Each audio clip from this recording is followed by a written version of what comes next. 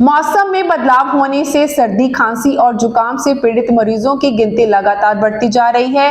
Doctor Rohit Bhardwaj ने बताया कि ऐसे मरीजों को हर समय मास्क लगाकर रखना चाहिए और खाने पीने की चीजों से पौष्टिक आहार खाना और पानी हमेशा गर्म ही पीना चाहिए।